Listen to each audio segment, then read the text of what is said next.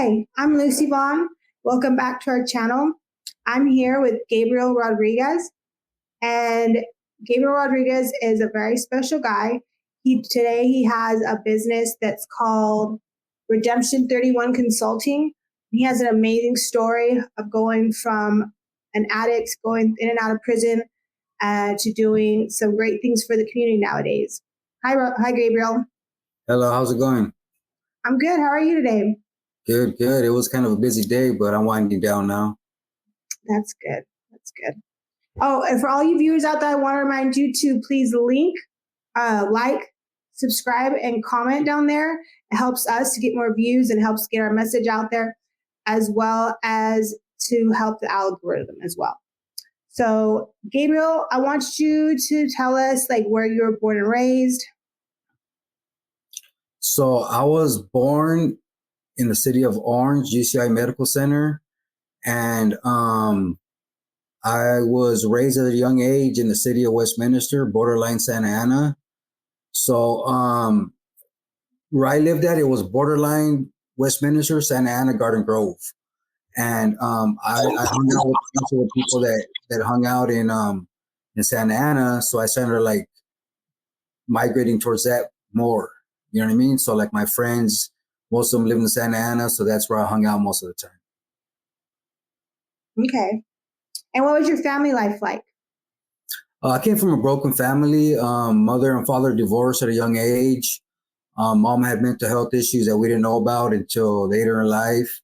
My dad was a alcoholic for a lot of his young adult life, and he stopped drinking. But yeah, it was a broken family for sure. My sisters and us were separated at a young age. So honestly, like I started going to the streets looking for that love and connection that I didn't have at home. I know my dad did the best that he could, and my mom did the best that she could with the cards that were dealt to them. But yeah, it wasn't a really good childhood for me. And how was it finding a family on the streets? So, like I said, most of my friends were from Santa Ana, so I hung out there more. And I want to say like 11, 12, I started hanging around with the guys that would be from my neighborhood. And so I got deemed the name Little Man for my neighborhood. And I liked it because I was the youngest of the crowd, hanging out with like 18, 19, 20-year olds, and then being accepted and feeling a part of, and that right there gave me that sense of belonging and that love that I wasn't getting from the home life. Mhm. And I know you said you were the youngest or the middle? Of my family? Yeah, you were the only boy though, right? Yeah, so I'm the only boy. I have two older sisters and one younger sister. Mm-hmm. And like I had mentioned before, my dad used to make my sisters take me out with them to keep an eye on them, and in turn, like that's how I got intrigued, like with the whole Cholo Gangster lifestyle, because my sisters were into that stuff, and the guys they hung out with, they were like gang members, and they dressed a certain way, and they talked a certain way, and they had a certain style, and I was really drawn to that, so that kind of set the precedent for like what I was going to become in where I was going to head in my life. Mm-hmm. I know you were talking about you started having troubles with the law. When did that start? I got first arrested when I was 13 for curfew, and I didn't get arrested again until I was 15 it was a hot one. And then that one got resolved because not enough evidence, whatever. I don't want to get too much into that. Then I got arrested again when I was 16. I tried as an adult, and that's where like my career in incarceration started like really manifesting. Because I got tried as an adult, so I was going to adult court from juvenile hall, and I'm not gonna lie, like I felt like a sense of pride in that. You know what I mean? Like yeah, I made it. And then um, I took a plea bargain with a couple strikes. Then I got out, and I violated my probation, and then I got my first term, which is 3 years, right? And then it became a revolving door. prison wasn't a deterrent for me, right? I actually was like happy that I made it to prison in a sense. You know what I mean? Because like that's where the big dogs go, you know, and the people that I ran with, it was pretty much like a graduation. Like that was like our college, you know. So I got into some not too good stuff inside there, right? Like just dealing with the putting in the work and getting high in there, you know what I'm saying? And all that led me to going to the hole and stuff. And it's crazy because being in prison, like if you're in a gang, it's like a gang but bigger, right? Because it's like all Southern California, you know. So it's like that sense of love but way bigger, and inside there you're feeling like you're really fighting for a purpose and a cause, you know. And then that was pretty much my life for like, I want to say 16, 17 years. I did 3 years, got out 4 months, did 3 years, got out 4 months, and I did that like 4 times. And the last time after I got 3 years, I got 5 years inside of there for any manufactured weapon. And that last 8 years, that was probably the crazy 8 years of my life. You know, I made it to the level 4 180s, made it to Corcoran to HB shoot program. I was in Corcoran shoot program during the hunger strikes, you know, and that did a real number on my mental health, you know, because I was single cell because of some things that I did at Kern Valley State Prison. And not to get too much into detail, but I had to do something with my cellie, and they made me single cell for the last 5 years of my sentence, right? So I was by myself in a cell. I was surrounded by people in protective custody, so I couldn't talk to anyone. So I literally didn't say a word to anyone for like 8 months, right? Like, except for the cops, like they'll try to bring me my dinner or take me out for a shower. I'd be like, thank you. No, sir. Thank you. You know, but other than that, like I literally had no communication with anyone else, you know? So when I got out of there, when I finally made it out, like I was whispering whenever I talked, right? My homies used to clown me, be like, what are you whisper? I'm like, what? Like, and it felt normal, you know, because like I was so used to not talking to anyone, you know, that it was just second nature just to be like, hey, what's up, fool? You know what I mean? And it kind of stuck, you know? How did you make it through? Like, what was your internal dialogue like when you were going through that period? Or what would you Honestly, do to keep I, you sane? I'm not a big religious person, but I knew that there was a God out there, right? A higher power per se, whatever, right? And I would literally, because I don't know, I remember telling you before, right, that I was watching 2.5 Men with Charlie Sheen, right, in my cell, right? This is like 15 days into the hunger strike and not talking to anyone for like 3 months, and then um, And can you explain what the hunger strike is and what that's for? the hunger strike was done. I want to say in 2012, I believe, or 2011, 2012, I believe. And it was because there was people in the shoe programs, right? Like say if you get an indeterminate shoe, right? People go back there for 7 years at a time, right? After 7 years, you're supposed to go to board to see if you're deemed fit to be on the mainland again, right? So that's for validated gang members, right? So they can pretty much validate you for they have a couple key points that can get you validated, right? So people would be back there for like 15, 20, 30 years and not get out, right? Just because of technicalities that the COs did or board just denied them for a false accusation, right? So people were back there for a long time. So the hunger strikes were to bring light to the people being buried back there. You know what I mean? And to like have our living situation better back there, right? Like we didn't have any clothes. The store was like, I think like $90 or $45 at the time or something like that. No phone calls, no pictures, you know, and people are back there for decades, 2 decades, you know what I mean? And like you start losing your mind back there after a while, you know, and depending on what kind of shoe program you're in, right? So I know Pelican Bay was single man cell and Corcoran shoe program was double cell. But if you moved on your celly, you were single cell, right? So we accomplished our mission right? And the governor took heed to like what we're doing, and they met our demands, but they asked for some demands also, right? Which was cease all hostilities, right? So that means like no one could have racial divide, like racial problems between each other on the yard, right? So that's what that was about. And I'm not gonna lie, like I legit didn't eat for 15 days, but on the 16 days I had to bust out that little bag of rice and beans in my mattress. You know what I mean? Like I ate like 2 spoonfuls of that. You know what I mean? I think the hunger strike lasted like 21 or 22 days or something like that. But I was, and honestly, like I was proud to be a participant in that, you know, because we created change throughout the state of California, you know, and people died in that. You know what I mean? People got really sick in that, you know, and yeah, so that's what the hunger strike was about. And then how did you make it through? What was the period where you went through where you're alone? Oh yeah, so I was watching 2.5 Men, and Charlie Sheen said a zinger, right? He said a funny thing, right? And I legit in my mind thought he was talking to me, right? So I was like, that's a good one, Charlie, right? And I started laughing, right? But I was like really believing that he was talking to me, right?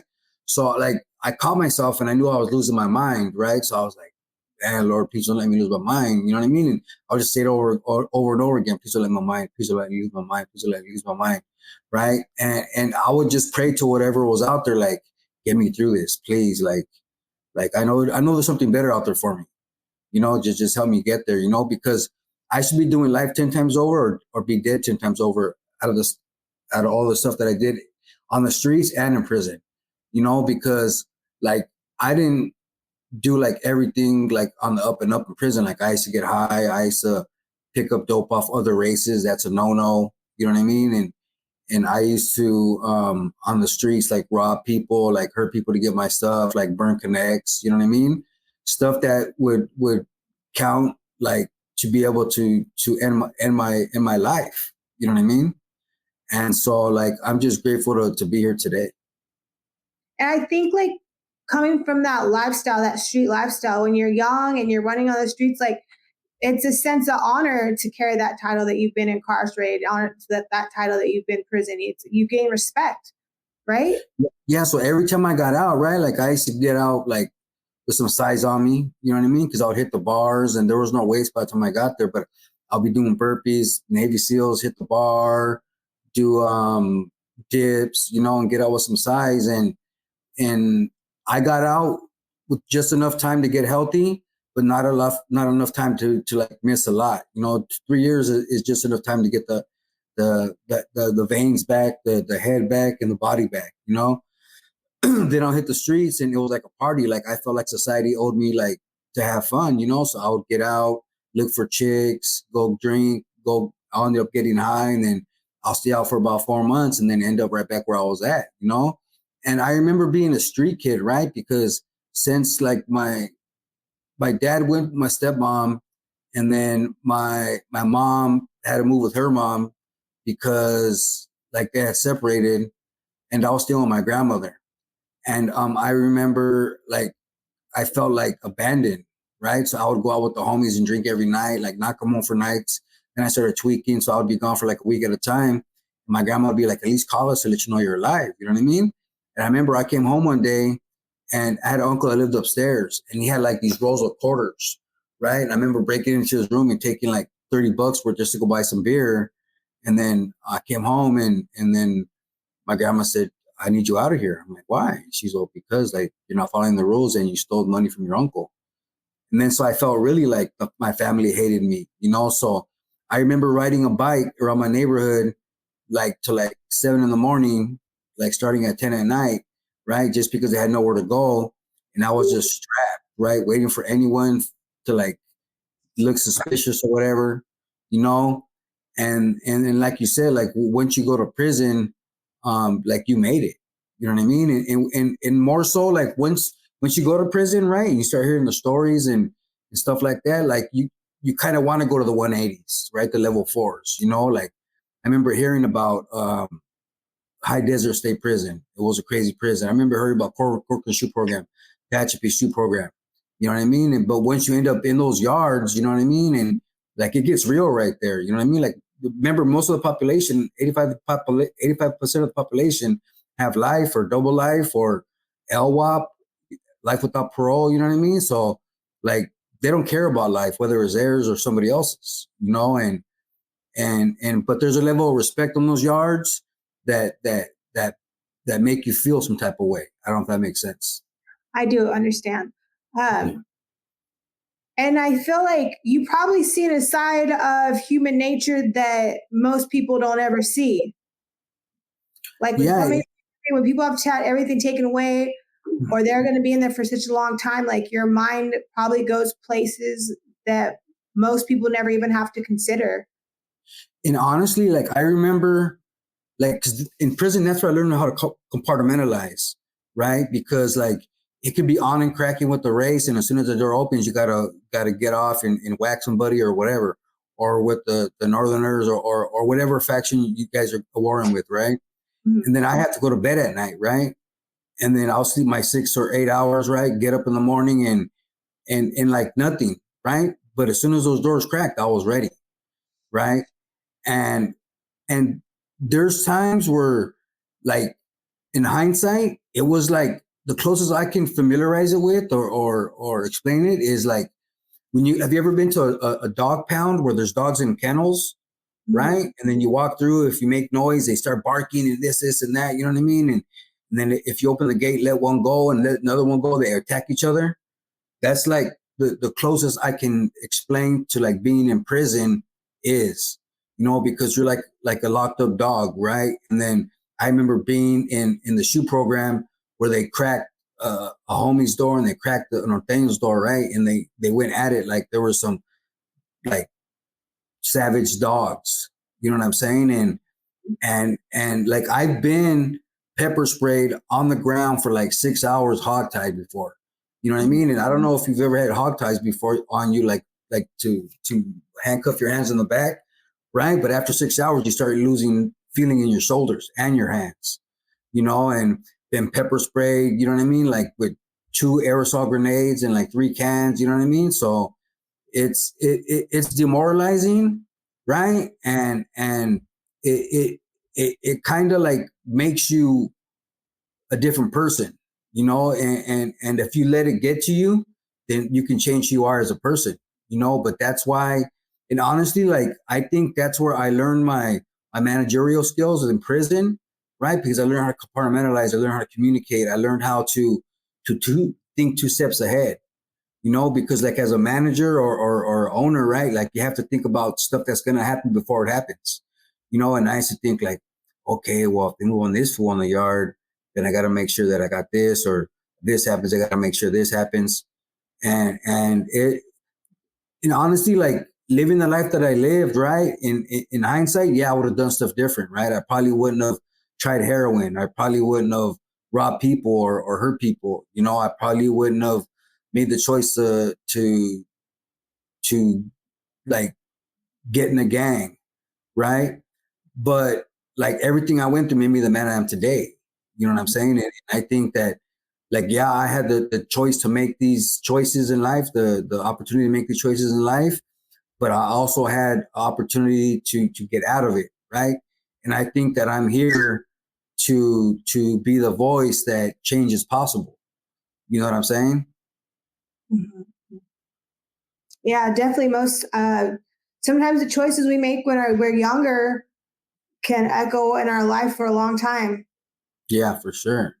And I feel like that's part of in recovery. You know, they say cleaning the wreckage of our past. It's like when we're clean and sober, and I know definitely for myself, I'm like, dang, like I'm going through my own stuff with my family and my daughters right now. And I'm like, I made my choices and those kept me away from the people I loved and care about, you know? I robbed them of a daughter. I robbed them of a mom. And today it hurts, but I have to just sit back and accept that like they have the right to their feelings and not wanting to be around me, you know, and just, this is part of being clean. It's Yeah. sober. It doesn't all come back, you know? And people think just because you get clean and sober, that life's all rainbows and ice cream or marshmallows and butterflies, you know what I mean? Mm-hmm. And that's quite the contrary, right? Because like you're so used to numbing yourself, when things don't go right or things go right. And then like I used to get high for any occasion, whether I was mad, sad, happy, pissed off, grieving, whatever. Any Mm-hmm. excuse to get high, I would get high, right? But when you actually have to deal with life on life's terms, that's where the real test comes in. You know what I'm saying? Because like you learn contrary action, right? Okay, when I used to get pissed off or anxiety ridden, I would want to numb that, right? So go get high, right? So do something different. Meditate, pray, take a walk, play the tape through. You know what I'm saying? And you learn those skills along the way, but I remember when I first got clean, like, and I still have like debilitating anxiety, right? Like right now, like my anxiety is probably at a 10 out of 10, right? Just talking to people in general, right? But in the line I work, because I used to be a program director and an operations director at substance abuse treatment centers, right? That's how I started my business, was because I gained the experience throughout my career, right?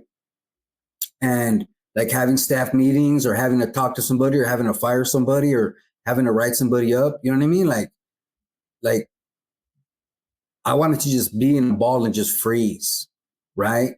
But something in my head told me like, this is what you got to do. Like just, I got you, So, and then like, I always say simple prayers, like, please take this feeling away from me. Please take this feeling away from me. Sometimes 10 times, sometimes 5 times, sometimes 100 times. Right. But the feeling would pass, you know what I'm saying? And that's where we have to be steadfast in our change. Right. Because like they say, nothing changes and nothing changes. If you want something different, do different, and for me, like the last time I got out, right? So when I got out doing the 8 years, I had a little relapse in between, right? I went to a program and I wasn't like doing it legit. I was drinking. Then I went to a sober living and through AB 109, and then How old were you at this time? At this period of time, I was 35 when I paroled, and then I went to the sober living. I was still 35, and then I met a girl at that treatment center I was at, right? It's always a girl, right? classic And then, story.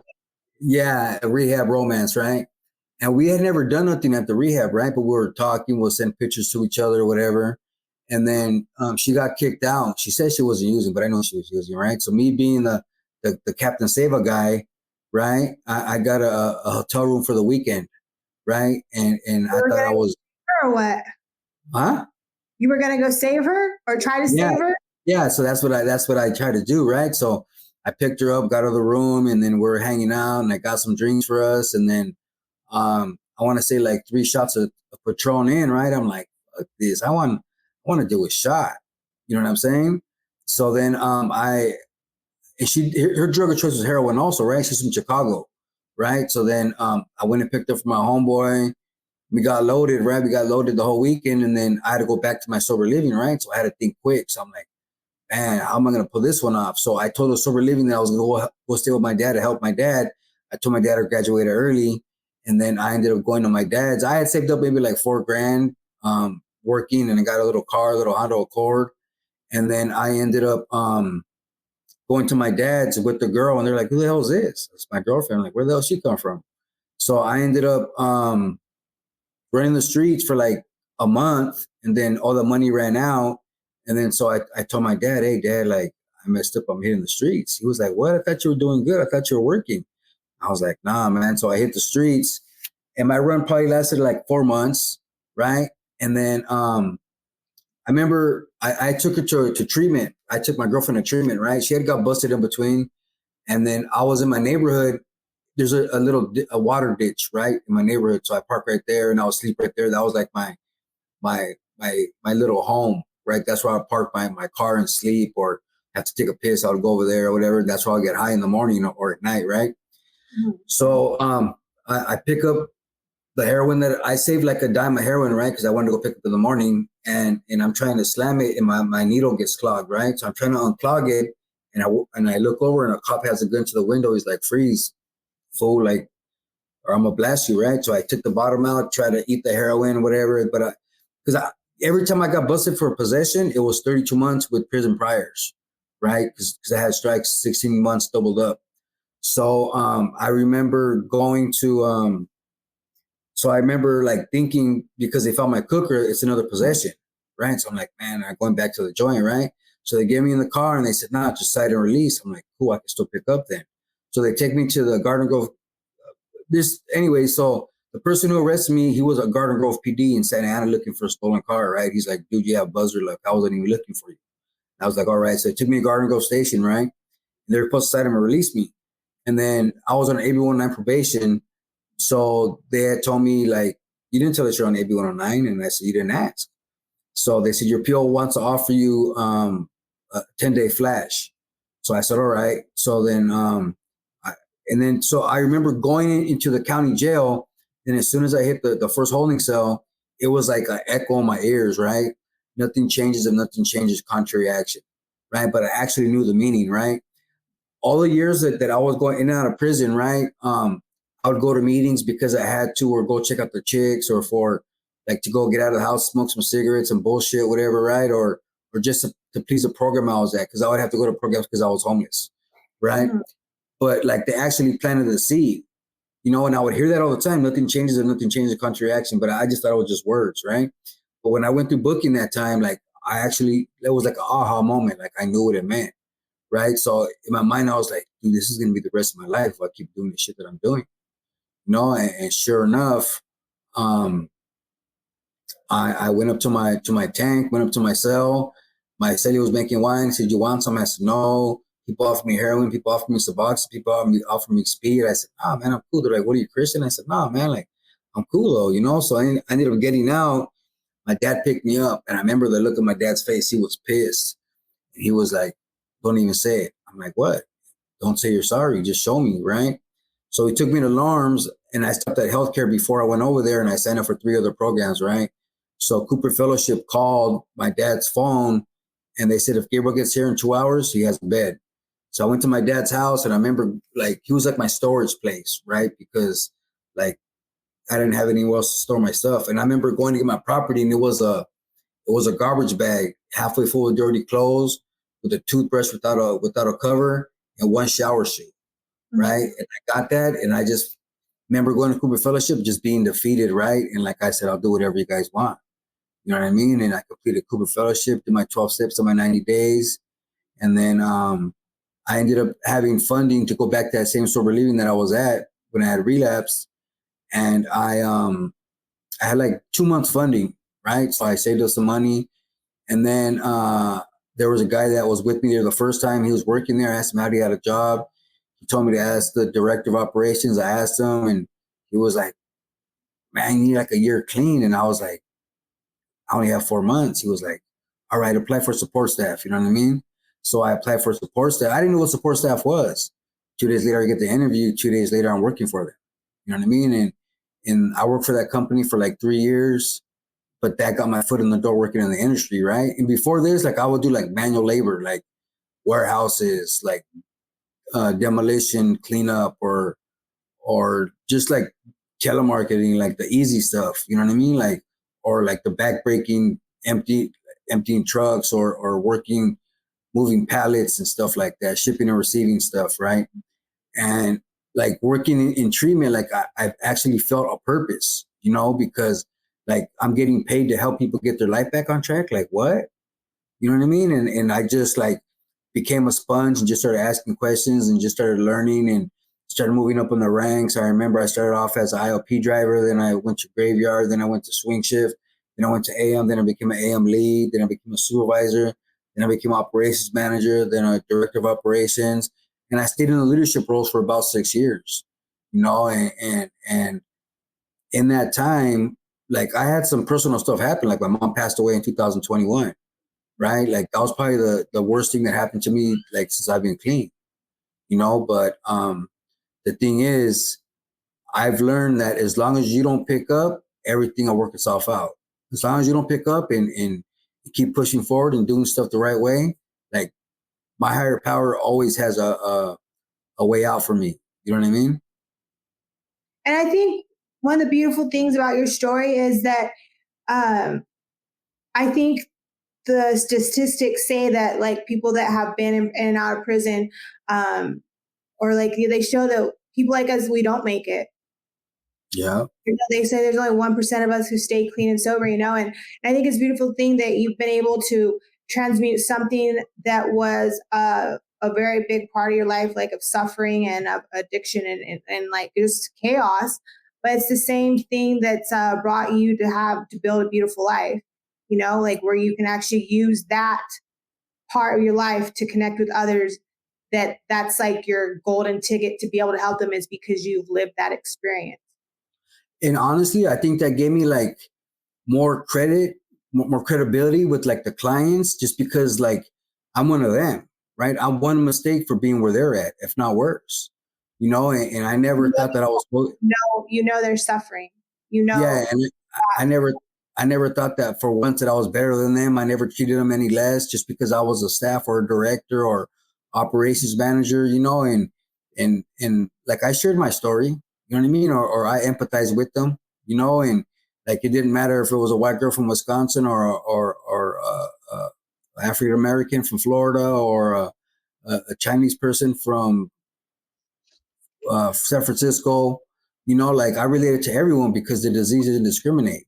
You know what I mean? And I think that me going through it, because I've been through detox. Like I've kicked heroin, I've kicked alcohol.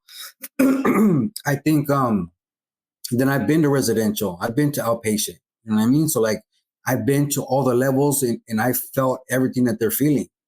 And I let them know that, like, look, this is gonna pass, dude. Like, because people always want to leave. You know what I mean? Like once they start getting their feelings or start feeling a little better and think they need to go save the world or they need to go back to work. I said, it doesn't work like that. Like you're not fixed in 5 days. You know what I mean? Like you gotta work it out and work on yourself, and I think by me going through what I went through, I was able to empathize and familiarize with them a little more. Mhm.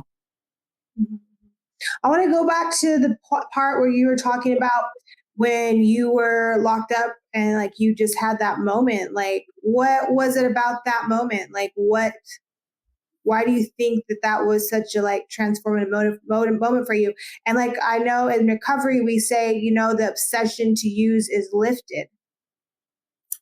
And it sounds So like your moment where that obsession was just like, was done. honestly, I think it was just like my time, like because my higher power knows that I didn't like sticking needles in my arm or not being there for my family or not being there for my niece or like not being there for funerals for my family or just not being there in general, right? Because I'm gonna be honest with you, I stopped getting high or drinking because I was tired of being locked up, right? And not being there for my loved ones. When I was the last 8 years I was incarcerated, I lost all my grandparents, my uncle, my aunt that I was really close to, a couple homeboys, right? And I wasn't able to like really process their deaths. These are people that were like really important in my life, and not being able to be there to pay my respects and none of that, and I didn't even find out for some of them for months later after they died because my family or people didn't want to tell me because they didn't know how they wanted me to come home. They didn't know how I would react in there,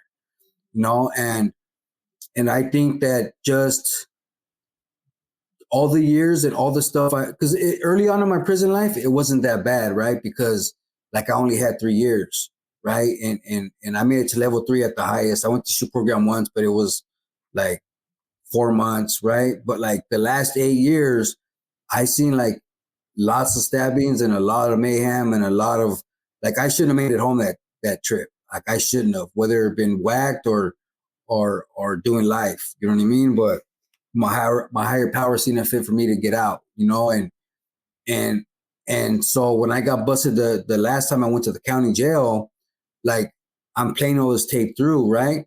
Like all the stuff I went to as a kid, all the trauma, all the gang banging. Like I seen some pretty crazy stuff on the streets too, and had to be a part of some stuff, And then once you get to prison and all that stuff, you know what I mean? And it was like a movie of my life, like in seconds, right? Like this is gonna be the rest of your life if you keep doing what you're doing. You got to do something different, and Reality hits when you're in there and you just have everything else taken away and you just alone with yourself, doesn't it? Yeah, but you know what's crazy, right? Is every other time, like I never thought that I was gonna stop. You know what I mean? Like I knew that I didn't want to feel sick anymore, and like once I finished kicking, like I was at it again. And anytime I got incarcerated, like I would try to get high any moment I got, whether it's alcohol, weed, heroin, anything I put in my body to feel different, I would do, right? But for some reason this time, like I knew I was done, and and something just came over me, like if you do something different's gonna come your way, right? Mhm. So and I think that it's my calling. You know what I mean? Like I was able to get clean at the right time to be able to where I'm at right now. Like everything's happening for a reason. You know what I'm And saying? what would you describe? What is that small, still voice to you that you feel spoke to you?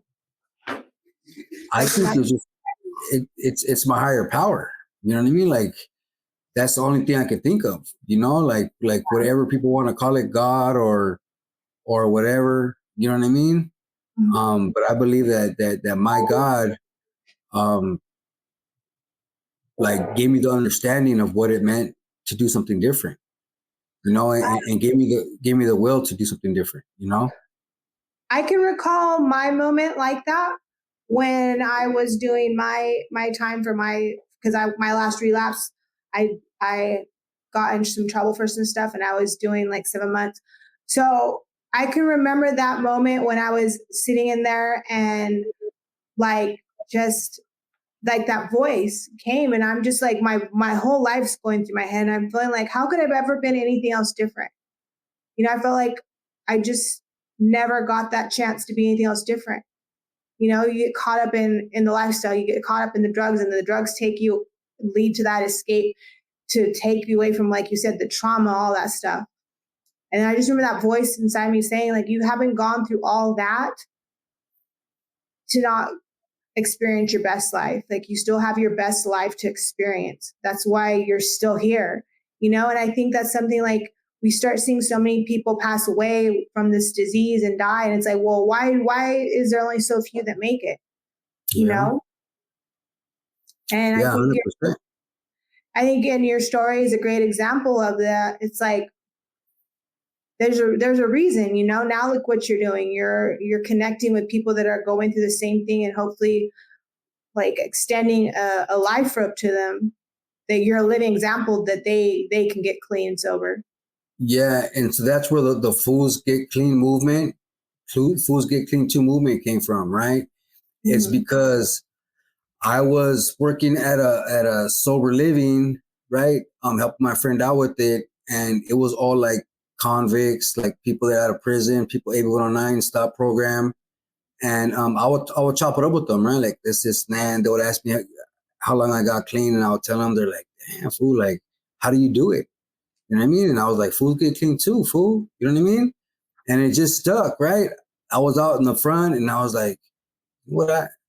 Because like there's not many people that look like me or like been through what we've been through that like give hope to people, right? Like, and I don't mean this in any other way, right? But you see more like Caucasian people, like speaking recovery, And what and ethnicity? excuse me, What's your ethnicity? Mexican. Mexican. Yes. Yeah, yeah, I'm Okay. Mexican. and Okay. and like people who've been to the joint, you know what I mean? Like come from the streets, from the gang life, like there's not many people out there that are giving people hope. You know what I mean? Because it's like I want to be the voice to let people know that it's okay to be clean and to live a different life. You know what And I'm I saying? Because people think that I just want people to know that if you want to get clean and have a better life, it's possible no matter wherever you've been or like what you've done or like where you come from, and I'm living proof of I can get clean, anyone can get clean. Like I was bad. Like people who know me from back in my using days, like when they see that I'm clean, like they still can't believe it. Like my homeboys, they're like, what the fuck? Little man's clean. Like, you be back. Like, nah, I'm not coming back. You know what I mean? And I got a couple years and now I got like my clean date's 4/10/15. right? Mhm. So I'm coming up like a 9 years, 4 months, 9 years, 5 months, whatever. But Congratulations. yeah, thank you.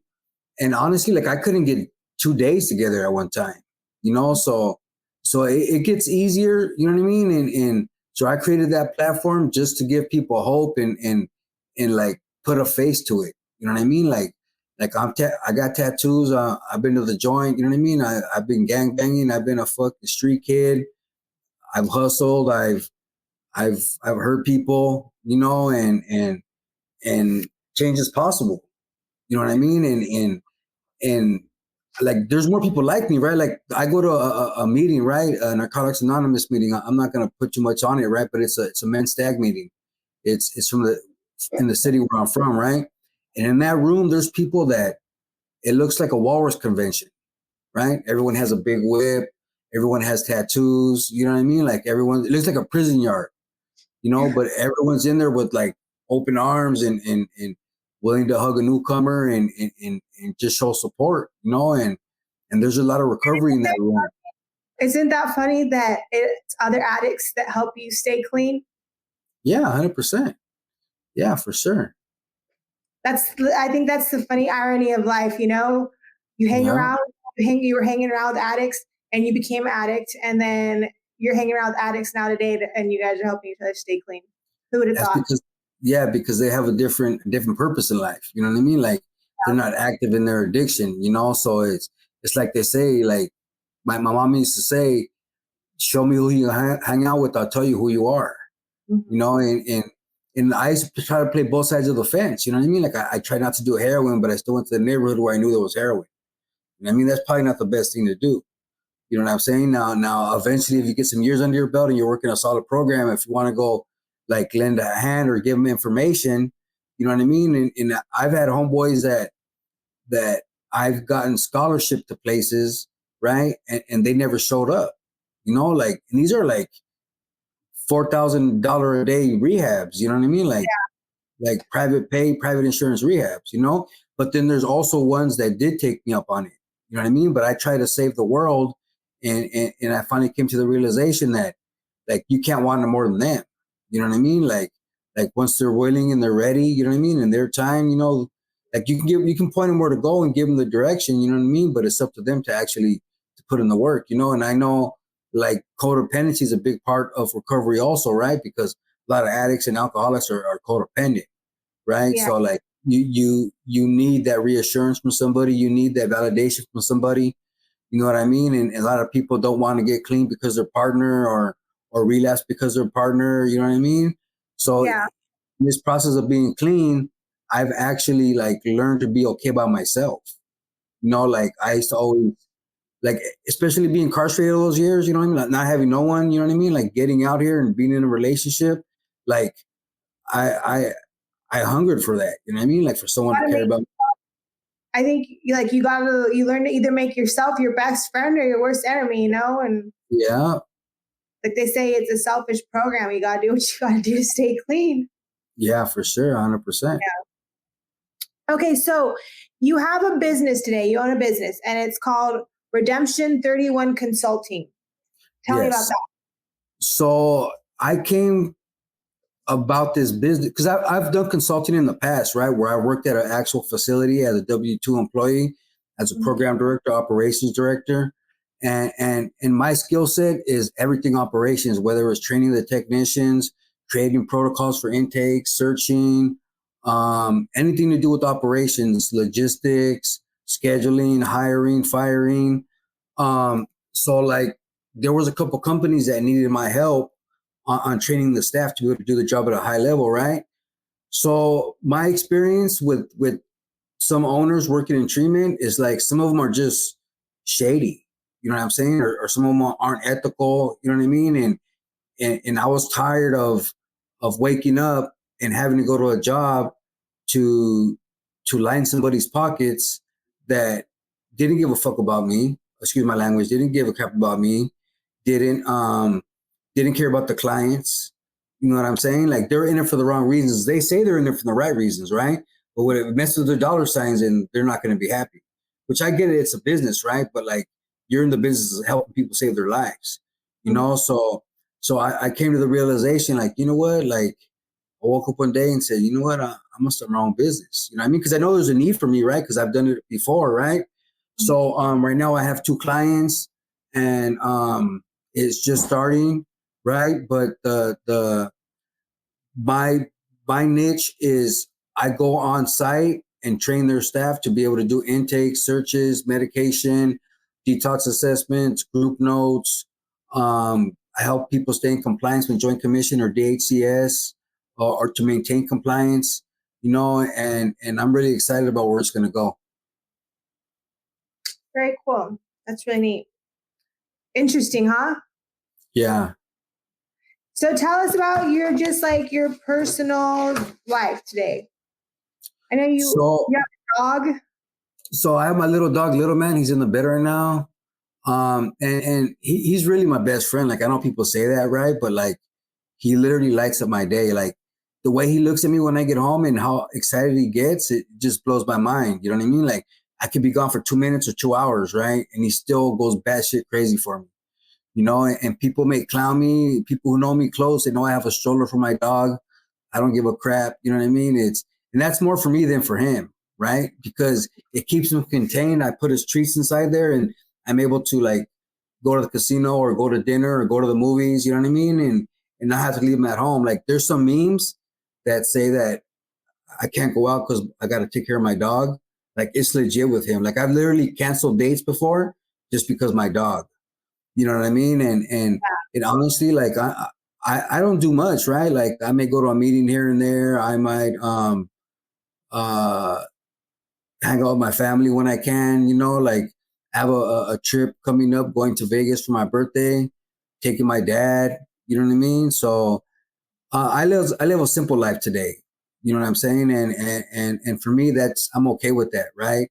I'm not in a relationship right now, and I haven't been for a few years, you know, and I talk to people here and there, you know what I mean? But like, I know what I want, right? And if you're not moving in the same direction I am, then like, I'm not gonna waste my time. Like, I'm gonna be 46 years old on the 24th of August.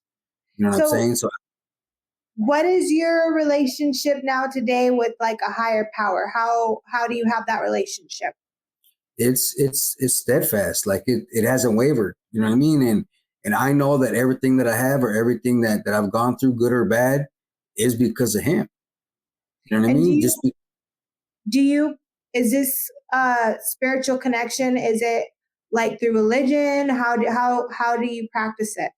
Or I how don't believe, I'm not a religious person, right? But I just know that my spiritual connection with him is really high. Like, I talk to him every day. But I've been doing the same thing I've done since I got clean, right? Get up in the morning, make my coffee, go out to the patio, smoke my cigarette, drink my coffee, and give him 5 to 10 minutes, and just give him thanks, and have him guide me in his way. You know what I mean? And I haven't missed a day in a very long time. And when I do miss a day, like, I have to reset. Like, I can tell, like, say if I sleep in, if I had a late night and I sleep in and I don't do that, right? I have to reset and make my coffee, smoke my cigarette, and give them those 5 to 10 minutes. You know what I mean? Sometimes longer, sometimes shorter, you know, but I just like to recognize what he's done in my life, right? In the transformation and the opportunity he's given me to be a better person. And my goal is to be a better person each day, right? There's some times where I fall short, like, I'm human, I fuck up. Like, I don't claim to be like this perfect person, right? Like, I make mistakes and I have vices or whatever, right? But I at least try to be a better person than I was, you know. And some days I achieve it, some days I don't, you know. But as long as you're striving for something, then that's all that matters. and you stay clean and sober through it all. Yeah, fools get clean too. Yeah. So tell me more about the Foods Get Clean. Because I know it's like a hashtag movement you're doing. Yeah, so like I said, like, I just wanted to give a voice, a platform for people to have hope, you know, because it's not just about getting clean, right? So it's called, like, whenever I'm doing my videos, right, I say redemption, fools get clean too, right? Redemption is like a second shot at life. You know what I'm saying? So it's like another chance, right? And fools get clean too isn't just about drugs or alcohol. right? It's about the lifestyle, right? It's about the hustling. It's about revolving door going out of prison, right? Because for me, getting clean is living clean, right? So you're not out there trying to come up on people or trying to hurt people or trying to scheme on people. You know what I'm saying? So it's just a platform where people could feel supported. Like I get people's in my DMs all the time, like, man, I'm struggling, or are you really clean? Like, what'd you do? You know what I mean? And I've given suggestions to like hundreds of people already. You know, like people got into detox like after they talk to me. You know what I mean? I take no credit for it. You know what I mean? But I know that my higher power is like I know I'm here for a bigger reason, just to live, right? Like I'm here to help people. You know, It's and service to the community and to yeah, and if I could help people like change their lives, then I'm gonna do it. You know what I mean? Because I know that I've had 3 or 4 or 5 or 6 chances in life. You know what I mean? And oh, and and who is the one person that just never gave up on you? I thought that was beautiful. my dad, my dad's always been there for me, man. No matter what, you know what I mean. And his health isn't doing too good right now. You know what I mean? And I'm able to be there for him now. You know, like he there's times where he cut me off. You know what I mean? Because I was like lying to him. You know what I mean? But he's never like left me. You know, and honestly, like that's one of my proudest moments is to be able to like take him places or buy him stuff or be able to take him to the doctor or whatever. You know, because like I wasn't there, and like and I was a me person, a selfish, self-centered. You You know, were and causing a lot of stress, huh? yeah, for sure. And honestly, like I know, like I've caused both my parents sleepless nights. You know, like God rest her mother's soul. She's not with us no more. You know what I mean? And I'm just glad my mom got to see me clean for the last 6 years of her life. You know, Yeah. because like when she passed, like I was a mess. I was like, dude, I'm a piece of crap son. Like I can't believe like I wasn't there for all those years. You know what I mean? But after talking to people in my circle and my sponsor and stuff, you know, like they're like, dude, she had you back for the last 6 years of her life. You know what I mean? Like, what more could she want? You know, and that gave me peace of mind. You know, and Present, present in yeah, the moment, being yeah, there. yeah. And one thing, when mom was alive, like we'd go to Vegas because she lived in Vegas, right? We would go there for all the holidays. So Easter, Christmas, Thanksgiving, I would be out there, you know. And she used to like going to the casino and going to go to the buffet, right? So that's what I would do. I'll take her to the buffet. And then on Sunday, she liked to go to the Chinese buffet. So I'll take her there, you know, and give her like $50 to play like the little penny slots, you know what I mean? And I'm just glad I was able to spend time with her, you know, and let her know how much I love her, you know. And my dad is my everything, man. He's my hero. You know what I mean? He's he he's he's always been there, even like when I was abandoned or felt abandoned. You know what I mean? Like I know that there's no handbook how to raise a kid that that the way I was. You know what I'm Yeah, saying? So like I know he did the best with what he had. yeah. Um, and that's part of like the healing process. We get to realize these things. There was another little cool hashtag thing you were telling me about the wiggle break. It was that what it's called, wiggle break, Oh, the boogie break challenge. boogie break. We should. Yeah, I want to so do that because that's actually really it looks really fun. It yeah, looks so good so for so I everybody. like I get it, like breaking up the monotony, you know, like especially at work, and you may be at a nurse at a hospital or at a clinic or a medical assistant or move, unloading a truck or cutting grass or working in a detox or working in an office in a cubicle, you know what I mean? And if you just use like a minute or two just to move around, you know what I mean, and put on whatever music you want, you know, like get the blood going and like get those endorphins going. You know what I mean? It just to me like music brightens up my day. You know, and that's one thing I love is dancing. Like if nothing else, and I used to always worry about that, right? Like, and how am I gonna dance without a drink in my hand or being loaded? You know what I mean? But there was a club in Santa Ana called Original Mics, right? My cousin was the head bouncer right there, so I used to get him for free. So I would go and I would just post up for a while, but then like once I started dancing, I was like, yeah, like I miss this. You know what I mean? and I dance to old school funk. You know what I mean? So I got that airplane going on. Yeah, that's fun. That's fun. Yeah. So I believe we'll put the hashtag stuff on the bottom in the description so that people can join in on that. And I'm something I want to start adding to as well. Do you have any places online that people can find you at? Yeah, Redemption 31, YouTube. Is Redemption 31, is that a website? No, that's my YouTube channel. Okay, Redemption. Redemption 31. And then Little Gabriel 323, LILGABREL 323 on TikTok. And then Gabe underscore R2 underscore D2 on IG, and just Gabriel Rodriguez on Facebook. And then And Little Gabriel. What was that? We'll make sure to link it all in the description. But do you have any words for anybody out there that's like in addiction or suffering with addiction? Yeah, just don't give up. You know what I mean? And you have to ask yourself, like, because some people are content with the way they're living, right? And I respect them. Like, if that's what you want to do, that's what you want to do, right? But if you're tired of the way you're living and you want a better life, want something different, you got to do different, you know. And it's going to get rough, you know. But as long as you make it through those times, you know what I mean, and just wait for those times to pass, or wait for that feeling to pass, you know what I mean.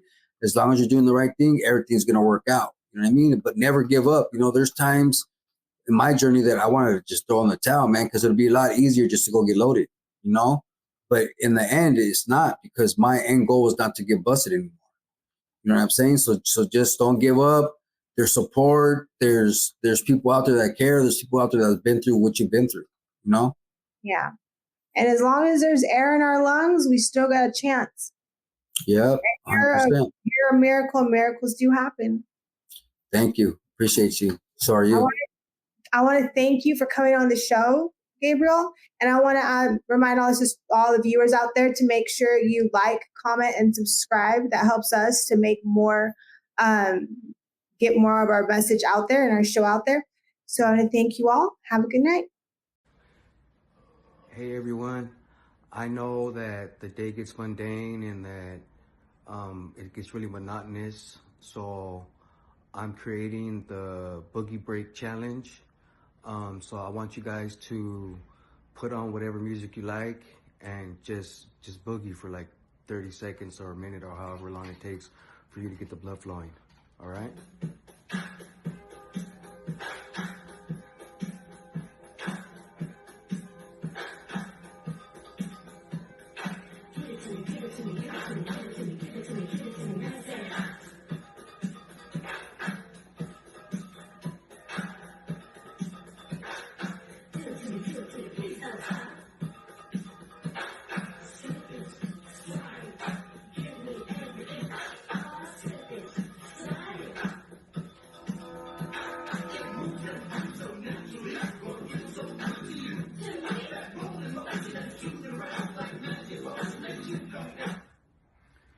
So that's for anyone at a hospital, at your office, in the cubicle, doing Uber Eats, get out the car and just boogie for a little bit.